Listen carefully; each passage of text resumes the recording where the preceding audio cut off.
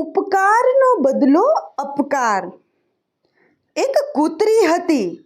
કૂતરીને 4 ગલુડિયા હતા। રહેવા માટે તેની પાસે કોઈ જગ્યા નહોતી। શિયાળો આવી પહોંચ્યો। ખૂબ ઠંડી પડવા માંડી। કૂતરી અને બચ્ચા ઠંડીમાં ધ્રુજવા માંડ્યા। કૂતરીને થયું કે જો રહેવાની કોઈ વ્યવસ્થા નહીં કરું તો બચ્ચા મરી જશે। નજીકમાં જ એક કૂતરાની બખોલ હતી। કૂતરી કૂતરાને આજીજી કરીને બોલી, ભાઈ, મારા ગલુડિયા ટાઢમાં મરી જશે। બખોલમાં જગ્યા હોય તો બચ્ચાને તેમાં રહેવા દો ને। કૂતરો ભલો હતો। તે બોલ્યો, બચ્ચાને પણ લઈ આવ અને તું પણ આવી જા। હું બીજે જાઉં છું। થોડા દિવસ પછી પાછો આવીશ। ત્યાં સુધીમાં ટાઢ ઓછી થઈ જશે। કૂતરો જતો રહ્યો। જોતામાં થોડા દિવસો વીતી ગયા। ટાઢ પણ ઓછી થઈ ગઈ। એક દિવસ કૂતરો આવી પહોંચ્યો। કૂતરીને કહ્યું, હવે મારું ઘર ખાલી કરી આપ। કૂતરીને એ ઘર છોડવું નહોતું। એણે બહાનું કાઢીને કહ્યું, મારા બચ્ચા હજી નાના છે, એમને લઈને ક્યાં જાઉં? થોડા દિવસ હજી અમને રહેવા દો તો મહેરબાની। કૂતરો બોલ્યો, ભલે, થોડા દિવસ રહો, પણ હવે પાછો આવું ત્યારે ઘર ખાલી કરી આપજે। કૂતરો જતો રહ્યો। થોડો સમય વીતી ગયો।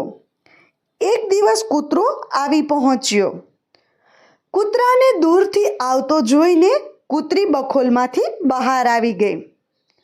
કૂતરો બોલ્યો, હવે તો બચ્ચા મોટા થઈ ગયા ને? કૂતરીએ તો રોફ દેખાડતા કહ્યું, હા, બહુ મોટા થઈ ગયા છે।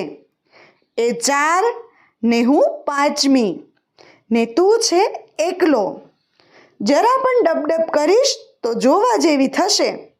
માટે છાનો માનો જતો રહે અહીંથી। કૂતરો સમજી ગયો કે કૂતરીની દાનત બગડી છે। એણે પોતાનું ઘર પચાવી પાડ્યું છે। એ કંઈ બોલવા જાય ત્યાં તો મોટા મોટા 4 ડાઘિયા કૂતરા બહાર આવ્યા ને જોરથી ઘુરકવા માંડ્યા। કૂતરો નિરાશ થઈને ત્યાંથી ચાલતો થયો। ઘર ગુમાવ્યાનું એને બહુ દુઃખ થયું। પણ વધુ દુઃખ તો એને એ વાતનું થયું કે જે કૂતરી પર દયા કરી એ કૂતરીએ જેનું ઘર આંચકી લીધું।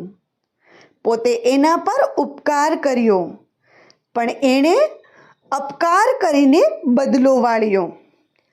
બીજા ઉપર ઉપકાર કરવા જતી વખતે એ વાત હંમેશા યાદ રાખવી કે આ જગતમાં ઘણા લોકો ઉપકારનો બદલો અપકારથી પણ વાળે છે। એટલે સમજી વિચારીને જ ઉપકાર કરવો। મિત્રો, તમને અમારો વિડીયો કેવો લાગ્યો? કમેન્ટ કરીને જરૂર જણાવજો। અને જો તમને અમારો વિડીયો ગમ્યો હોય તો અમારા વિડીયોને લાઈક અને વધુમાં વધુ શેર કરવાનું ભૂલતા નહીં। વિડીયો જોવા માટે ધન્યવાદ।